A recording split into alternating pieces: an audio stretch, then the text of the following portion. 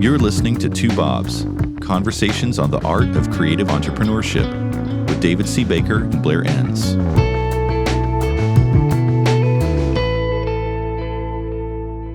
David, you recently posted an article titled, I struggle with mental health, maybe you do too.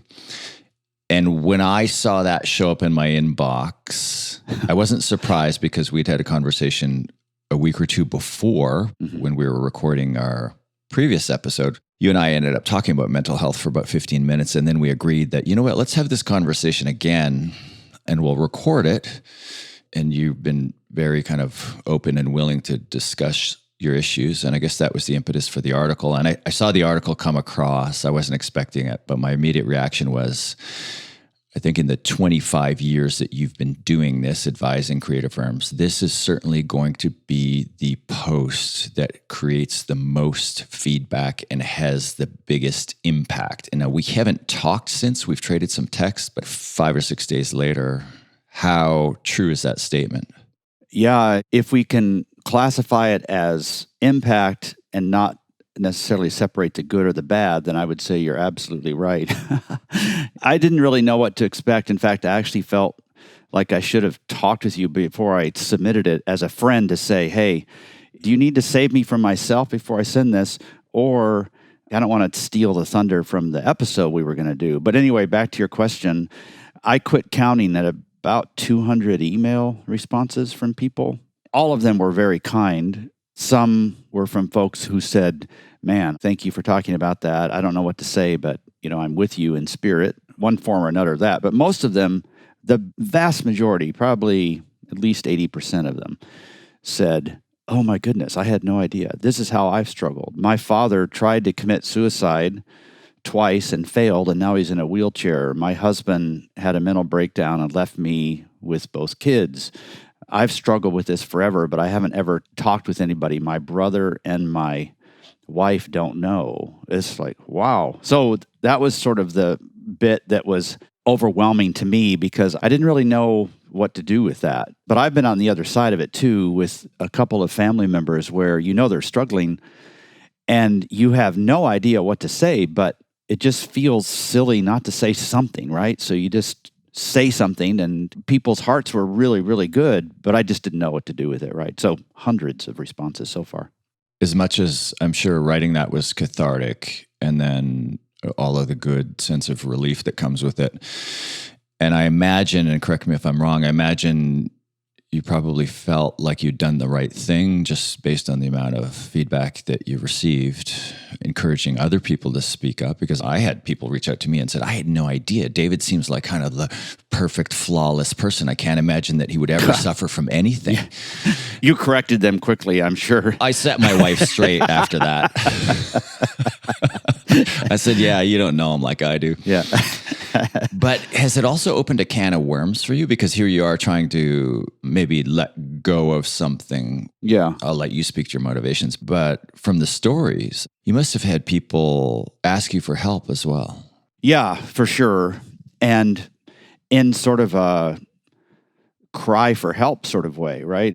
Yeah. And I don't know what to do with that. It's pretty much a full-time job to keep me close enough to the sanity line that I just don't know. I don't have any skills in that area either. Like some people who are profoundly empathetic but have no training are really good at listening and not saying the wrong things. I don't know that I'm that kind of person. But yeah, I have had some second thoughts, obviously. So yeah, let's double down and do a podcast to a whole bunch of people. That makes sense. Yeah. Yeah, I have, because you think, okay, so first of all, I'm a consultant, right? And people are not going to be interested in working with loser consultants or ones who can't control their emotions or struggling with. So that obviously, now I knew that before I wrote the thing, but there's also part of the struggles with mental health for me is just second guessing myself all the time, and crazy thoughts mixed in with some real thoughts that shouldn't be ignored. Like, was this self-sabotage? Was this trying to say, hey, people, if any of you don't like me, then just fuck off, basically, or this is me, either accept me or don't. I don't think that was any part of what I did, but there are times when in mental health struggles, you just want complete clarity and you don't care what the results are. And so that's one thing that I just thought a lot about. Like, is this the right thing to do? And I finally, as with many things I've done in my life, I really didn't know if it was the right thing to do, but I felt like it was worth the risk.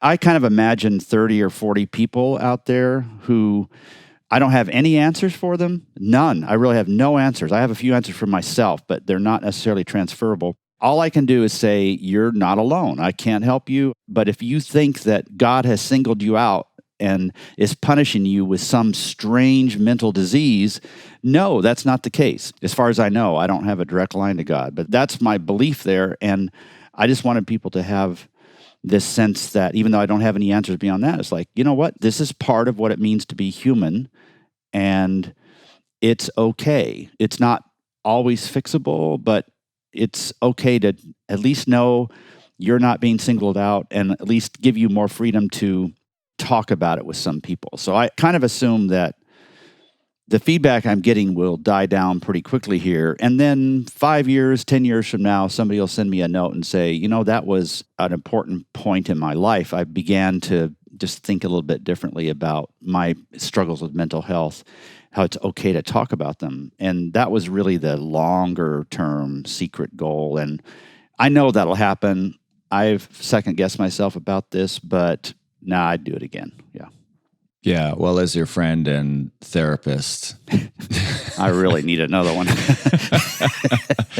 And you're talking about, before I finish that thought, you were talking about wondering if you're even qualified as the right person to kind of be guiding people on this or giving feedback. And I'm keenly aware of that sentiment in myself in conducting this conversation. So to you, David, and to all the listeners out there, if I fumble through this or say something stupid, ask the wrong questions, or make a joke where it's inappropriate, I apologize in advance. I'm just a human being trying to be helpful in this situation. Yeah. Your point about part of the message is you want people to recognize that if they're feeling this way, either anxiety or depression or any other form of mental illness, that they're not alone. And I was on the Never Not Creative podcast recently. In fact, I don't know if the episodes aired, but Andy Wright, the host of that, he's based in Australia. They've been a partner, a sponsor in some research on mental health in the creative professions. I think it's just done in Australia, but I also think it's fair to extrapolate out to the creative professions in other markets. But looking at the most recent study, which was done in 2020, and their first study was done in 2018, we'll post links to this. But if you think of just the numbers here, in the creative professions, 20% say they suffer from severe depression and 24% severe anxiety. Now, this is severe, and the quote from the study is much higher than national averages. So 1 in 5 of us is suffering from severe depression from time to time, and 1 in 4 of us suffering from severe anxiety. And when we look at mild to severe on the anxiety scale, 52% of people in the creative profession claim to have mild to severe anxiety from time to time, and 56% claim mild to severe depression. So to the listener out there who maybe previously was thinking they feel alone, you are so not alone. In fact, you're in the majority. Right. Oh, I just thinking, if you were managing a team of people and they represented a cross-section of that marketplace, just think about the implications of managing folks who struggle with that, right? Yeah. It's like all of a sudden the handbook isn't enough. It's going to take being human and thinking and listening, and I don't have any of those answers. But is there something about this field? What's the connection? Does this field breed that, or are people attracted to this field because they struggle with that? That'd be an interesting question. So Andy put that question to me. Yeah. And I hadn't thought about it too deeply, but I almost brushed it aside and said, I don't think there's anything about the creative professions. And he had a hypothesis around deadlines, et cetera. And I said, I don't know that there's anything about the creative professions. Obviously, I hadn't thought about this as deeply as he had, and his organization's a sponsor in this research. And I think in hindsight, I kind of gave his hypothesis short shrift. I was talking to Colette about it after the interview, And she said, I think there is something about, it's not necessarily the work that we do, but when you think of creative people, I've heard you say previously, and you're a big student of personality theory, that the most successful people tend to have highly skewed personalities, number one, and number two, they're aware of it. Mm-hmm. So skewed in whatever dimension. But when you think of, sometimes people have gifts on one dimension, and gifts almost always come at a price. And I think our field has a higher incidence of people who have these kind of creative superpowers that come at a price, and often that price shows up as some form of mental health issue. What do you think of that hypothesis? I think that's very plausible. I don't have any inside information to know whether that's true, but I think it's very plausible. And to me, again, a lot of what I say today could just be me expressing my own challenges and not really representing other people's. Yeah. But there's something about the creative field that the people who succeed are the ones who absorb everything around them. And then they use that information and they find patterns, or they find anti-patterns and they break those. But there's no way to do the creativity that we're talking about without absorbing all of this stuff around you. And it's sort of like you have your phone that's beeping at you all the time and you can't turn it off. It's like your own version of hell. And I think doing a great job in the creative field means you have to absorb all of this stuff, and it crowds out what you need to be doing to think about yourself.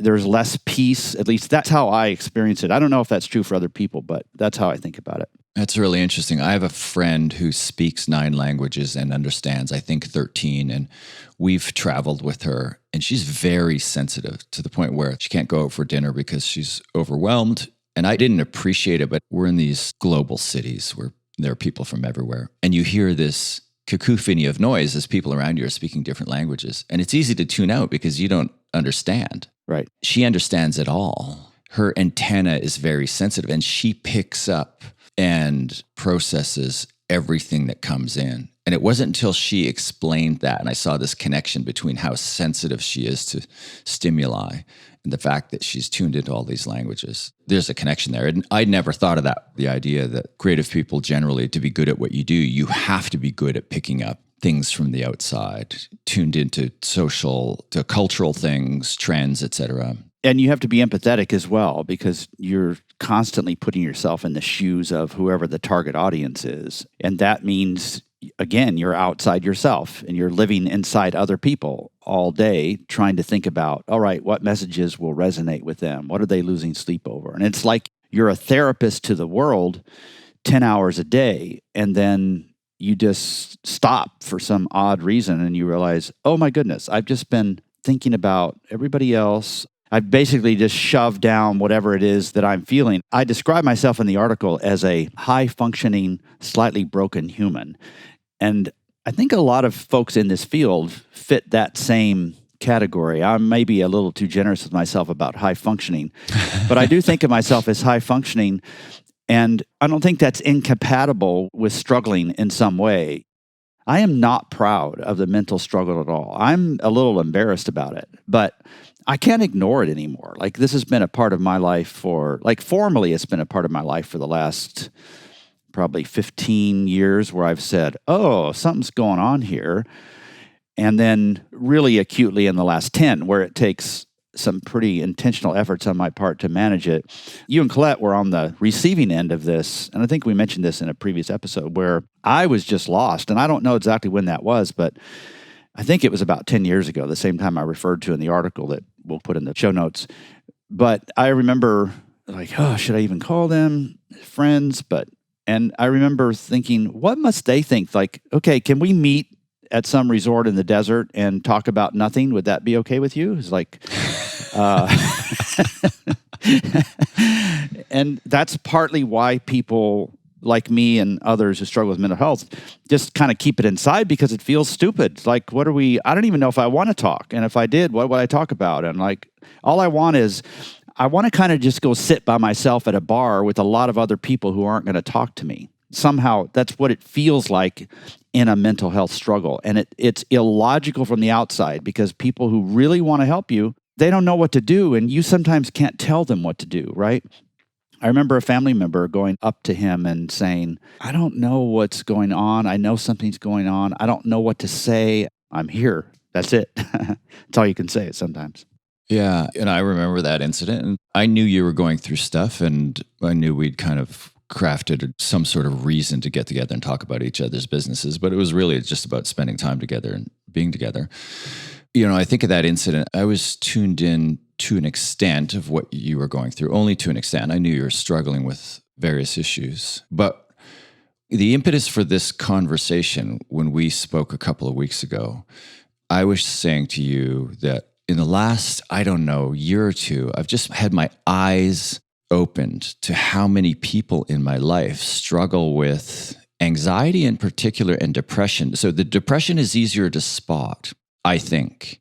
But the number of people in my family, immediate and extended family, on my team, in my client base, among my friends, that I now see so much clearer that they're struggling with these issues almost entirely because they've said so. Right. I think back to previous times in my life, even that 10 years ago when you were in your darkest moments, I didn't have an appreciation for how many people are affected by mental illness of some form, because you said you're a little bit ashamed about it. And it begs the question, why do you feel a certain amount of shame around it? But at the same time, I know the answer to that question. There is stigma around mental illness. And I think what we as a society, and maybe we in the creative professions, hopefully are finally starting to get right, and we're not there yet, is talking about it and removing the stigma. I just think of how blind I was to the people in my life previous to just a few years ago. Somebody said on Twitter in response to your article, I guess we all suffer from this. And I'm thinking, well, I don't identify with depression or anxiety. So I'm one of the lucky few. But then again, as I was saying, there's so many people in my life that I see them everywhere. I wonder how many things I've missed over the years. I wonder how many people have tried to reach out and have a conversation and just say, hey, I just need you to be here. And I completely missed the cues. Yeah, right. Or even if you don't miss the cues, how do you stay in a place where you can actually step into a situation like that and not endanger your own mental health that much, right? There's only so much that can be done. Yeah. I think I would actually be an insufferable person if I didn't have mental health challenges. Well, thanks for taking it for the team. Yeah. It'll knock you on your ass in terms of your pride, in terms of how self-confident you are. If there is a God, then this would be one of those, all right, he needs solution 6, 7A. Somebody go to the box and throw it on him, because this guy is going to mess things up if he gets too confident. So in other words, it just creates unique pressures that need to be thought about carefully. Here's an example. What would be more effective than waterboarding me if you needed something out of me? It would be to never let me write again. Yeah, because it's therapy. Yeah, exactly. It is therapy. So to the extent that my writing has helped folks, maybe not as much would have happened without this. There are uncomfortable but still good side effects, side benefits from something like this. It's not completely a curse. It's just what it is. It's just the truth, and it isn't going to change, probably. I think that was a big moment for me, and this also could be read as the moment that I quit trying. I understand how that could come across, because I just don't know what I'm talking about here. But recognizing, okay, I am not going to find that elusive medication that solves this, so I'm going to quit trying. Now, somebody else, it might be very important for them to keep trying, right? We have different journeys, each of us does, different stops along the way. I'm not suggesting that's what somebody else should do. I'm just saying that for me, part of that decision was coming off medication. In fact, I remember going to my psychologist. I was on 3 at the time. We'd tried so many. And I said, this is just not working. We've tried everything. Nothing's been really significant. I want to get off of all of these. And she strongly advised me not to. And I said, I'm serious. I know it's not good to take yourself off these things quickly. I need help getting off them slowly, whatever that means. She was not willing to do it. She said, we'll talk about it next time. So I went home, And this explains a little bit more about my personality, obviously. It's like, I know you well enough to know where this is going. yeah, you can finish this story. I go to Wikipedia and I look up titration because I knew enough about that word. And it's like, screw that. I'm going to manage it myself. Self-titration. Right. Yeah, like some pills you can't cut in half because, they mix all together. I knew enough about that. Anyway, so I just did it myself and never went back. I'm not blaming her. I mean, she may have been the smart one in that case, but for me, it really helped to get to the point where I wasn't trying to find an elusive solution. I was still open to it, and I've gotten lots of really interesting suggestions from people, but now I'm going to live with it. I can't keep putting life off here. So you could read that, I guess, two main ways. One is like, I give up, and the other one is just letting go. Like, I think the first step in 12 steps is let go and let God, as they say. It's like, okay, I'm turning this over to a higher power. Mm-hmm. I've done what I can do. I'm just going to basically live with it or accept that this is part of the package. Like you were talking about, if there's a God, and I was throwing these levers, and I was imagining, okay, hubris is 8.5. Let's ratchet up anxiety and depression to 4.5, and that'll offset. That'll keep them human. Like there's some lab up there with all these. Yeah, I picture it. Yeah, I can see that. Where do you, David Baker, go from here? Well, in terms of the impact on my business, my potential clients and prospects will decide that, right? There's nothing. You're going to have a lot of free time. Yeah, I know. So I'll have a lot more time to self-medicate, experiment stuff and all that. But in terms of me personally, nothing changes, just in the sense that, certain days are harder than others. My goal is, if I hadn't said anything about that, I don't want my clients to ever notice. I want them to continue to receive value and objective, level-headed fairness, no matter what. That's the professional goal.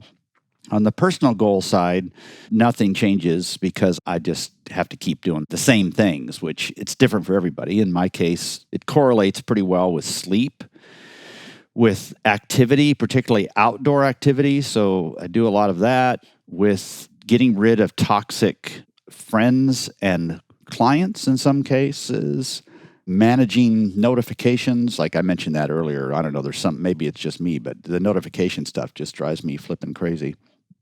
And then just keep delivering value to my clients and keep being as human as possible with my family and friends. So nothing's changed really. It's just I kind of took a day out and said, all right, people, don't know if this is a good idea. I'm just going to tell you what I've struggled with. Back to your jobs. I hope this helps. There's a few things in there I want to pull on, if you don't mind. Yeah, nothing's off limits. Ask anything you want. One is sleep. And you mentioned in the article that you used to sleep really well, and every night you'd hit the nightly reset button. And then at some point, things change for whatever reason.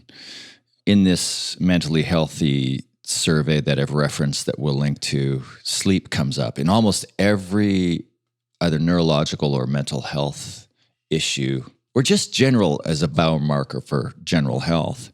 Sleep quality is almost always the number one issue. And it appears that sleep quality is an issue in the creative professions. But can you point to anything, and maybe you don't want to talk about it, but you just said you're an open book, or is it physiologically or just through aging? Was it something happened where all of a sudden you weren't able to get the quality of sleep?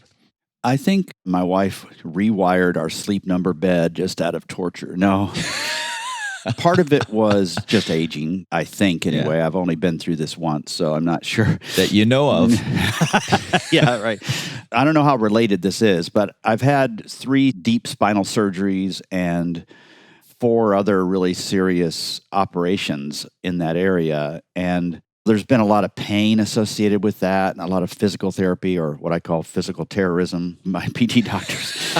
So I don't know if that was partly related or not. I suspect that there's not much connection there. I think it's probably more, as I got further and further away from my childhood and both of my parents died, they were both older, and it's not like they were in fantastic health. It wasn't some gruesome accident or anything. They just both passed away pretty close to each other. And I think that just sparked a whole lot of new thinking for me.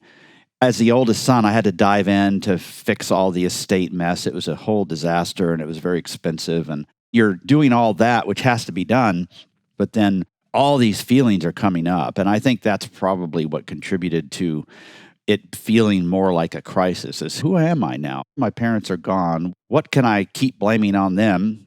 And what do I need to own myself? I am plagued with a mind that will not turn off. And I wish I could turn it off, really. So that just got worse and worse during that time. And I think for me, that's probably what precipitated it.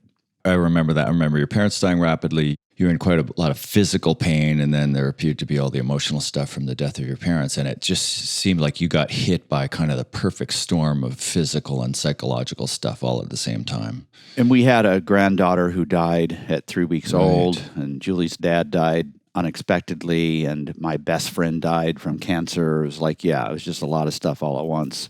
I know that has an impact. I just don't know how to measure it.